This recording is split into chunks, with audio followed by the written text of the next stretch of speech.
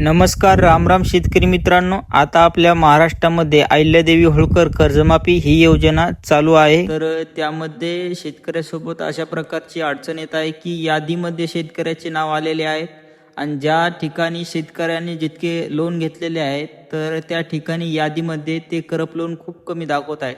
उदाहरणार्थ एका शेतकऱ्याने जर 1,20,000 रुपये लोन घेतलेले असले तर यादीमध्ये फक्त 90,000 किंवा 1,00,000 दाखवले, वरचे पैसे दाखवणार. पण तरी आपण आपल्या जवळील माही सेवा केंद्रावर जाऊन आधार नंबर हे प्रविष्ट करून या ठिकाणी ज्या शेतकऱ्याने 1,20,000 रुपये कर्ज घेतले होते हे तितके दाखवत आहे. बऱ्याच यादीमध्ये कर्ज हे खूप कमी दाखवत आहे. त्यासाठी आपण केवायसी करताना मित्रांनो विचारपूस करून केवायसी संपूर्ण बघा. त्यासोबत आपला अकाउंट नंबर, आपल्या अकाउंटमधलं आपलं जे नाव आहे ते नाव बरोबर, आधार कार्डवरलं नाव, फार्मर आय डीचा उल्लेख आहे त्या ठिकाणी. फार्मर आय डी आपल्याला माहीत पाहिजे की आपला फार्मर आय डीचा नंबर काय आहे. आणि सर्वात मेन गोष्ट म्हणजे हे जे पैसे आहेत हे आपल्या लोन अकाउंटला पडणार आहेत.